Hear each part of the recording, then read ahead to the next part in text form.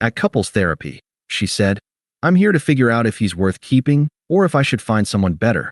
I said, good question, stood up, and left. Later, she texted, can we talk? I replied, you're still figuring things out. I already did, and blocked her. Hey viewers, before we move on to the video, please make sure to subscribe to the channel and hit the like button if you want to see more stories like this. Thanks. The leather of the armchair was cool against my palms. I focused on that sensation, on the faint, clean scent of the therapy office, on the diplomas on the wall behind Dr. Evans's head.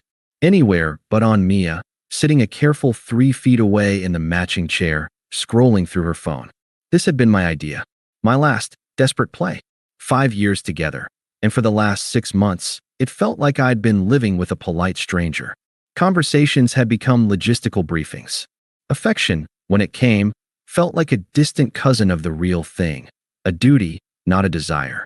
I'd suggested couples therapy not as an accusation, but as a bridge, a neutral space to find the us that had gotten lost. I'd been hopeful, anxious, sure, but hopeful. Mia had agreed with a shrug. If you think it'll help, she'd said, her tone suggesting she was humoring me. Now, in the room, her body language screamed a different story. She was a fortress, arms crossed, one ankle bouncing with impatient energy. She'd put her phone down only when Dr. Evans, a woman with kind eyes and a calm voice, had entered the room. Thank you both for coming, Dr. Evans began, settling into her chair. This is a space for openness, without judgment. Jake, she said, turning to me, you suggested these sessions. Can you share what you're hoping we can achieve here? I took a steadying breath. I want to understand, I said, my voice firmer than I felt. I feel like we're coasting. Like roommates who share a bed. I miss the connection. I'm here to learn how to rebuild it, to hear what Mia needs that she's not getting, and to figure out how to be a better partner. It was vulnerable. It felt like laying my chest open on the table between us. I risked a glance at Mia. She was examining a fingernail. Dr. Evans nodded. Thank you for that honesty, Jake. Mia. She turned. What about you? What are your hopes for our time together? Mia let out a short sigh, as if the question was a minor inconvenience. She uncrossed her arms and finally looked at the therapist, not at me. Look, I think I just need help figuring something out. Her voice was flat, analytical. It was the tone she used to compare insurance plans. Dr. Evans leaned forward slightly. Figuring something out? Yeah. Mia's gaze flicked to me for a split second, not with emotion, but with assessment. Like she was evaluating a piece of furniture. I'm here to figure out if he's worth keeping, or if I should just cut my losses and find someone better. The air was vacuumed from the room. The words didn't slice, they crystallized. They hung in the space between us, perfect, grotesque diamonds of absolute truth. Worth keeping. Cut my losses. Someone better. A memory, unbidden and cruel in its timing, flashed behind my eyes. It was 2 years ago. Mia had a major presentation due at dawn. Her laptop had crashed at 11 p.m., the file corrupt. She was in tears, paralyzed by stress. I'd made her tea, sat her on the couch with a blanket, and taken the hard drive. I worked until 4 a.m., recovering scraps of data, rebuilding slides from her notes, formatting it all. I presented it to her, finished, just as the sky was lightening. She'd hugged me, mumbled, "You're my hero," and fallen into a deep, peaceful sleep. I'd gone to my day job on 2 hours of rest, bone-tired but buoyant. I had fixed it. That's what I did. I was the fixer. The reliable one. Now, in this sterile room, I understood. She hadn't seen a partner that night. She'd seen a tool. A useful, dependable tool. And now she was in the market for an upgrade. Dr. Evans's professional composure cracked for a microsecond, her eyes widening. I see, she said, her voice careful. That's a very final way of framing the purpose of therapy, Mia. Mia shrugged, the motion effortless. It's just being realistic. Time's ticking. I need to know if this, she made a loose, circular gesture between her chair and mine, a gesture that encompassed our home, our history, my love, is the best I can do. The best I can do. The finality of it was breathtaking. This wasn't a crisis. This wasn't a painful struggle. This was a cost-benefit analysis, and I was in the red. The love, the history, the quiet sacrifices, they weren't assets in her ledger. They were sunk costs. The cold that had started in my chest during her first sentence spread outwards, reaching my fingers, my scalp. But it wasn't the cold of shock. It was the cold of clarity. Absolute, penetrating clarity. The fog of hope, of confusion, of what did I do wrong, evaporated in an instant. She had just handed me the answer. She wasn't here to build. She was here to decide if the foundation was worth the salvage. She had made me a subject in my own trial. The calm that settled over me was deeper than any ocean. I looked at Dr. Evans, who was watching me with cautious empathy. I looked at Mia, who was now looking back at me, a faint challenge in her eyes, as if waiting for me to crumble, to beg, to justify my worth. I did none of those things. I placed my hands on the arms of the chair and pushed myself up to my full height. I smoothed the front of my jacket, a simple, automatic gesture. I felt strangely light. Thank you for your time, Dr. Evans, I said, my voice even, quiet, and carrying perfectly in the still room. I believe my partner has just clarified the objective of these sessions. I turned my head toward Mia. And I'm not interested in being audited. I met her eyes. I let her see nothing. No pain, no anger, no plea. Just an empty reflection of her own appraisal. I gave her the faintest, most meaningless nod. Good question, I said, echoing her clinical tone. I hope you find your answer. I turned and walked to the door. My footsteps were silent on the plush carpet. I opened the door, stepped into the bland hallway, and closed it softly behind me. There was no slam, no dramatic exit, just the gentle, definitive click of a latch engaging. The hallway was quiet. The only sound was the low hum of the building's HVAC. I walked past abstract art and potted plants, out the main doors, and into the afternoon sun. In my car, I sat for a full minute, hands on the wheel. The silence was total. The numbness began to recede, not into hurt, but into a staggering, unburdened realization. It was over. It had been over for months, maybe years. She had just finally read the verdict aloud. I started the car. The engine purred to life. I didn't drive toward our shared home. I drove toward the river, toward nowhere in particular. I was already gone. The river was a sheet of dull steel under the gray sky. I drove along the parkway, windows down, letting the cold air scour the last clinging vestiges of that room from my skin. There was no soundtrack of angsty music in my head, no internal monologue of rage or grief. There was just the hum of the engine, the rush of wind, and a vast, quiet emptiness where the wound was supposed to be. I didn't go home. Our home. The word was already obsolete, a relic. Instead, I drove to Alex's place. My oldest friend. I didn't call ahead. I parked, walked up to his door, and knocked. He opened it, holding a sandwich. Jake? Weren't you at your? He saw my face. It wasn't tear-stained or twisted. It must have been something else, hollow, resolved, because his casual expression vanished. What happened? It's done, I said, walking past him into the familiar clutter of his bachelor apartment. Can I crash on your couch for a few days? Of course. Man, of course. He put the sandwich down. What did she say? I sat on the edge of his sofa. The reality of it was beginning to solidify, not as an emotional tragedy, but as a logistical problem to be solved. In front of the therapist, she said she was there to figure out if I was worth keeping or if she should find someone better. I recited it flatly, a news headline from a distant country. Alex stared, his mouth agape. She said that? In therapy? Yeah. What did you do? I stood up, thanked the therapist, and left. A slow, incredulous smile spread across Alex's face. He shook his head. Cold. Ice cold. I'm sorry, Jake. But damn, that's the most dignified exit I've ever heard of. It wasn't dignity, I said, looking at my hands. It was physics. There was nothing left to say. The equation was solved. I took out my phone. I saw 3 missed calls from Mia and a string of texts. I didn't read them. I opened a new message. To Mia, I've left. Your things are undisturbed. I won't be returning. All further communication regarding logistics can go through my email. I hit send. Then I went into my settings, selected her number, and tapped block this caller. The action was clinical, effortless. It felt less like an emotional severance and more like deleting a redundant app. The phone rang immediately. Alex glanced at it. It's her. I know. I watched it go to voicemail. A minute later, it rang again. Then a third time. Then it stopped. The silence that followed was profound. It was the sound of a door closing in a distant wing of a house you've already moved out of.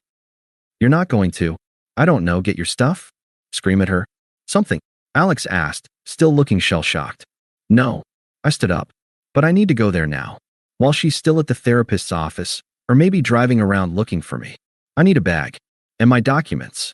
The drive back to the house felt like visiting a museum. The museum of my former life. Every landmark. The corner store where we'd buy overpriced ice cream. The park where we'd walked her dog until it passed away last year. Had been stripped of sentiment. They were just coordinates on a map. The house was empty and quiet. It didn't feel like my home anymore. It felt like a set after the play has ended. I went upstairs and packed a single, large duffel with practiced efficiency. A week's worth of clothes, my toiletry kit, my passport, financial folders, my laptop and charger. I took the small fireproof box from the back of my closet. I left everything else. The framed photos on the dresser, the book I was reading on my nightstand, the sweatshirt she always stole. They were artifacts. I was an archaeologist leaving the dig. On the kitchen counter, I placed my key next to the fruit bowl. I didn't write a note. My text was the note. My absence was the epilogue. As I turned to leave, my eyes fell on a small, framed sketch on the wall by the door. It was of the house, done by a street artist on our first anniversary. A sentimental impulse buy. For a fraction of a second, a feeling tried to surge, a ghost of pride, of belonging. I acknowledged it, then let it pass. I walked out, duffel bag in hand, and closed the door for the last time. The next week was a lesson in quietude. Alex's couch was uncomfortable, but I slept deeper than I had in months. I took a personal week from work. I didn't spend it weeping or drinking. I spent it moving. I found a realtor. I explained the situation with a detached calm that made her blink. I need to sell the house. It's a joint asset. My partner has moved on emotionally, and I need to dissolve the physical entanglement. Speed and efficiency are the priorities. We listed it on Thursday. By Monday, we had 3 competitive offers. The market was hot. My boring obsession with maintaining the roof and landscaping was about to pay off. I rented a small, modern apartment downtown. It had a view of anonymous buildings and a sliver of sky. It was clean, empty, and mine. I bought a bed, a desk, a chair.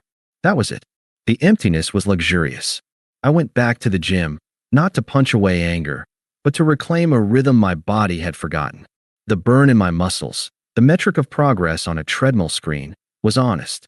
It was a problem with a solution. Lift, run, repeat. Improve. I reconnected with friends, one by one. I didn't hold court or trash Mia.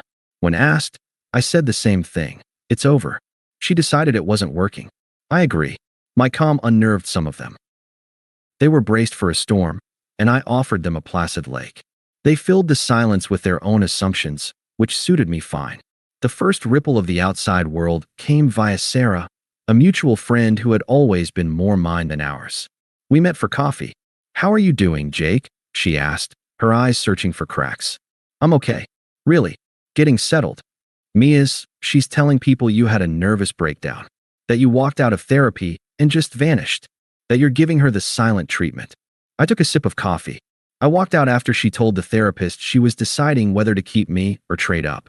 I texted her I was leaving. I blocked her number to focus on disentangling our lives. That's not a silent treatment. That's a conclusion. Sarah's hand flew to her mouth. "She said that? She told us you weren't engaging with the process." The air quotes were vicious. "Jake, that's horrific." It was clarifying. I corrected, my voice even. "Well, she's not exactly thriving on her new clarity," Sarah said, leaning in. "She's already seeing someone. Some guy named Leo. He's in business development. Drives an Audi he leases. He's all over her Instagram." I felt nothing. Not a twinge. It was like hearing a weather report for a city I'd never visit. Good for her. "It's not, though," Sarah pressed, a hint of satisfaction in her voice. "I ran into them at the Oak last weekend. He talked at her the whole time. Name dropped. He ordered for her without asking. She just sat there, smiling this tight little smile. She looked like she was playing a part and forgetting her lines." I nodded. "I hope she finds what she's looking for." Sarah sat back, studying me. "You're really done, aren't you?" I met her gaze. "Yes." The second ripple came 2 weeks later, via text from another friend, Ben. "Ben, Heard from Lisa that Mia's new dude is a lot. Apparently yelled at a waiter last night because the wine was corked. It wasn't. Mia was mortified. Whole thing was messy. I typed back, thanks for the update. And I meant it. It was data. It confirmed the trajectory. The house sale closed. The money hit the account. My lawyer, a stoic woman who appreciated my lack of hysterics, handled the split with brisk efficiency. The final tether was cut. I set up my new, sparse apartment. I hung no pictures. The silence was my companion, and it wasn't lonely. It was peaceful. I worked longer hours, not out of avoidance, but because I found a new focus. Projects I'd put off for years, a professional certification, a coding language I wanted to learn, suddenly had space and mental bandwidth. I was moving through the world lighter. The weight I'd been carrying wasn't the weight of the relationship. It was the weight of her appraisal, her dissatisfaction, the constant, low-grade audit of my worth. With that gone, I could simply be. One evening, sitting in my quiet apartment, watching the city lights blink on, my phone buzzed with an unknown number. A voicemail icon appeared. I knew who it was. I played it on speaker while I chopped vegetables for dinner. Mia's voice filled the room, strained and watery, so unlike her clinical tone from the therapy office. Jake, it's me. Please. I need you to call me back. It's important. Leo, it's not what I thought. I'm in a bad spot. Please, just call me back. The knife in my hand continued its steady, rhythmic thump thump thump against the cutting board. I finished the carrot, swept it into a bowl, and reached for my phone. I didn't delete the voicemail. I saved it. Then I deleted the call log from the unknown number. I sat down to eat my dinner in the quiet. The food tasted good. The silence felt like mine. The middle wasn't a place of waiting. It was a place of building. And the foundation, for the first time in a long time, felt solid. The voicemail was a pebble dropped into the still pond of my new life. There was a ripple, not of emotion, but of recognition, and then the surface smoothed back to perfect glass. I didn't replay it. I didn't analyze the tremor in her voice. I saved it in a digital folder labeled Utilities, alongside the PDF of my apartment lease and my car insurance documents. It was just another piece of administrative data from a closed account. Life didn't pause for her crisis. Mine accelerated. The certification exam I'd been studying for, I passed, landing in the 95th percentile. My boss, a man of few words, called me into his office. Notice the focus, Jake. The Edwards account was flawless. We're creating a new senior strategist role. It's yours if you want it. The promotion came with a significant raise and a sleek new title that would look good on a business card I'd never bother to order. I accepted with a handshake. My success felt quiet, personal, and entirely divorced from anyone's approval. Meanwhile, the reports from the front lines of Mia's upgrade trickled in, no longer as ripples, but as persistent, low-grade signals of a system failure. Sarah met me for a drink, her expression a mix of pity and grim satisfaction. You were a prophet, Jake. Leo is a nightmare. I sipped my sparkling water. Oh, he's not in business development. He's a glorified salesman for a supplement company that's basically a pyramid scheme. He tried to recruit my cousin. The Audi got repoed last week. Turns out he was 3 months behind on the lease. I nodded. This was unsurprising. Flash without substance was a house of cards in a stiff breeze. And he's mean, Sarah continued, lowering her voice. Not physically, but verbally. Nitpicks everything about her. Her clothes, her friends, the way she talks. Lisa said Mia withdrew $5,000 from her savings to invest in his business venture last month.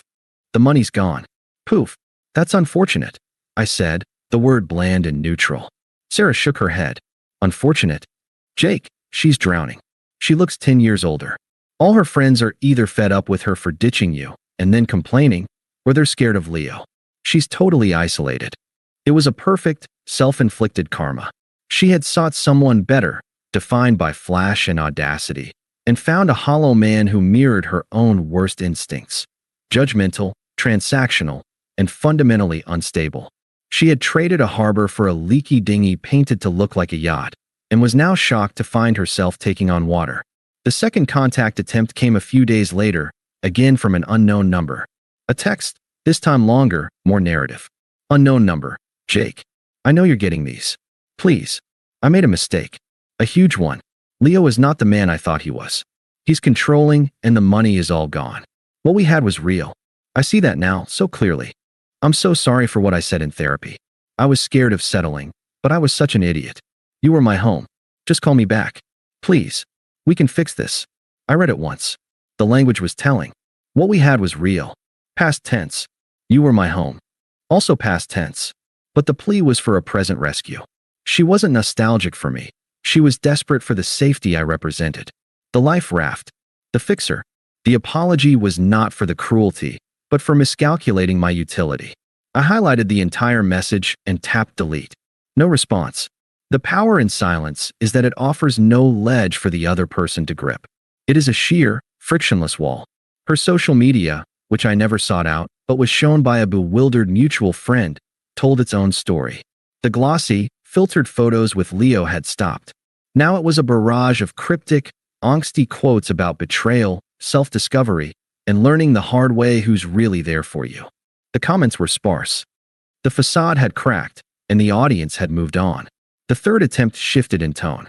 Desperation, when met with silence, often curdles into entitlement. It came late on a Tuesday night. A voicemail. Her voice was no longer watery. It was sharp, brittle with fury. Fine. Be a child. Ignore me.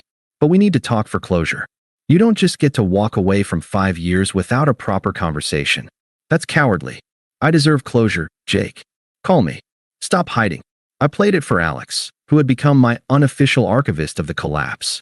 He snorted into his beer. Closure? She told a therapist she was doing a cost-benefit analysis on your humanity. What's more closed than that? Exactly, I said. Closure wasn't a conversation she needed from me. It was a realization she needed to have about herself. My walking away was the closure.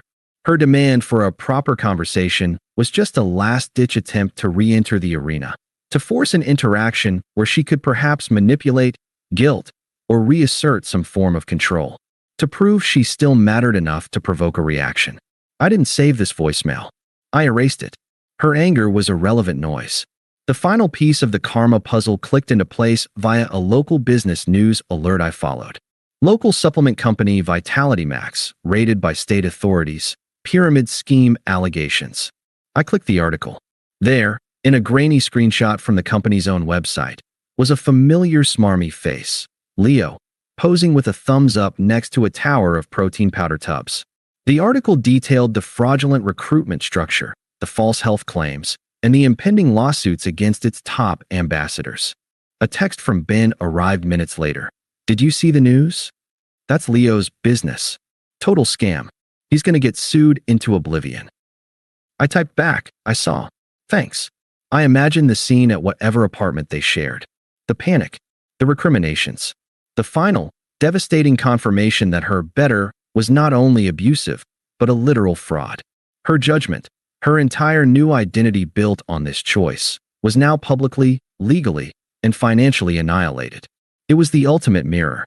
She had sought to trade up, and in doing so, had revealed her own profound lack of discernment.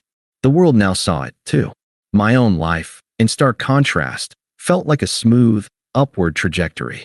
My new apartment was no longer sparse. It was curated, filled with things I genuinely loved. A high-quality sound system for the jazz I'd rediscovered, shelves of books I was actually reading, a comfortable chair for the quiet evenings I cherished. I was in the best shape of my life. My work was fulfilling and recognized. The peace was no longer an absence of noise, but a positive presence. The stage was set. She was in freefall, stripped of her new man, her savings, her pride, and her narrative. I was anchored, prosperous, and at peace. She knew where to find me. I went to the same coffee shop every Saturday morning to read. It was a habit, a small pleasure. I didn't do it to be seen. I did it because I liked their coffee and the light from the big front window. The following Saturday, as I was underlining a passage in a book on maritime history, I felt the weight of a stare. It was a familiar, haunting pressure I hadn't felt in months. I looked up slowly. She was standing just inside the door, clutching a thin jacket around herself despite the mild weather. Mia. But not the Mia from the therapy office, all cold calculation. Not the Mia from the early Leo-era Instagram posts, performing happiness. This was a ghost of those women. Her eyes were shadowed, her face drawn. She looked brittle, like a strong wind would shatter her. She was staring at me as if I were a mirage in a desert she was lost in. Our eyes met. Hers widened, flooded with a complex torrent of hope, shame, and desperation. She took a hesitant step, then another, weaving through the scattered tables until she stood before mine, a world of ruin in her posture. "Jake." I closed my book, careful to keep my place with a finger, and looked up. "Mia." I said her name the way I might acknowledge a vague acquaintance from a forgotten job. There was no warmth, no chill, just identification. She flinched at the tone, her hands twisting the strap of her purse. "You're hard to get a hold of." "I've been busy." It wasn't an excuse or a barb. It was a simple fact, as neutral as stating the time. Her eyes darted around, taking in my relaxed posture, my good wool sweater, the quiet confidence that comes from peace. She looked like she'd been sleeping in her car. The contrast was a physical presence at the table. "I need to talk to you," she blurted, the words tumbling out in a rush. "About us. About how things ended. I never got to say my piece. You just left." I tilted my head slightly. "You said everything that needed to be said. In front of a professional witness." It was very clarifying. I used her own clinical language, holding it up like a mirror. She flushed, a blotchy red climbing her neck. "I was wrong, okay? Is that what you want to hear?" Her volume rose, drawing a glance from a woman at the next table. Mia didn't seem to notice. Leo was a mistake. A huge, catastrophic mistake.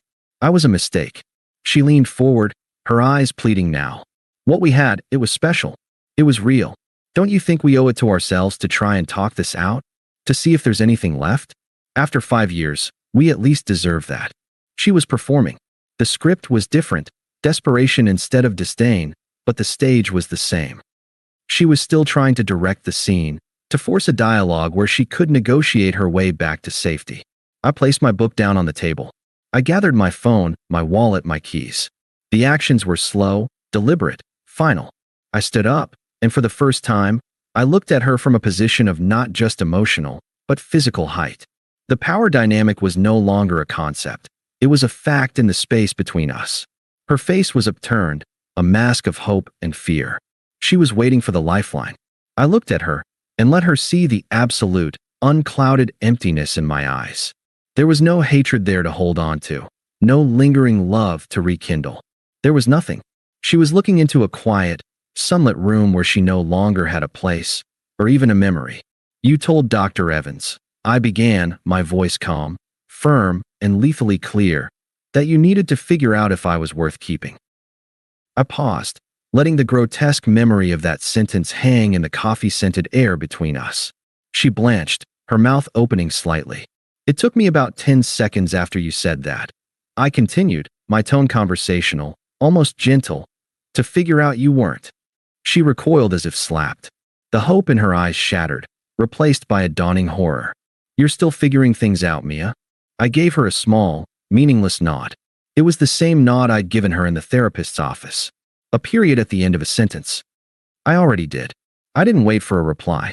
There was nothing she could say that would matter, no counter-argument that could reach me. I turned and walked towards the door. My footsteps were steady on the hardwood floor. I didn't look back. I didn't need to. I could feel her devastation like a change in atmospheric pressure behind me. A small, localized storm I was simply walking out of.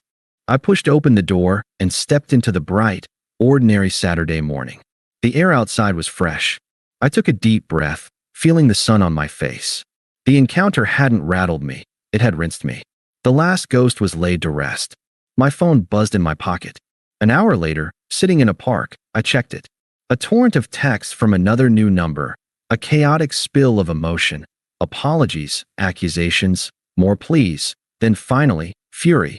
"You're a heartless monster. You were never enough. I'm better off without you." I read them with detached curiosity, like an anthropologist studying the ritual distress calls of a lost tribe. They confirmed everything. The apology was always just a pathway back to the familiar territory of blame. I didn't block this number. I simply deleted the thread and set my phone to ignore all calls from numbers not in my contacts. She would forever be shouting into a void of her own making. A week later, I had a dinner date with Alara, the brilliant, kind woman from the architecture firm I'd met through a work project. We went to a small Italian place.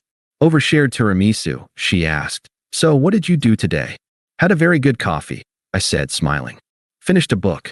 And I realized something. What's that? That the past has a funny way of becoming irrelevant. Not painful, not happy. Just data. It loses its power when you stop feeding it. She smiled, her eyes warm and understanding. That sounds like peace. It is, I said, and I meant it. Later, as I walked her to her door, my phone buzzed once more in my pocket. A final, solitary text from the void. I just need to know you're okay. It was the ultimate, transparent gambit. A hook baited with faux concern. I didn't even pull my phone out to look. The vibration was a distant, insignificant tremor, like a pebble falling on the other side of a vast, calm lake. I kissed Alara goodnight, a soft, promising kiss that spoke of a present and a future.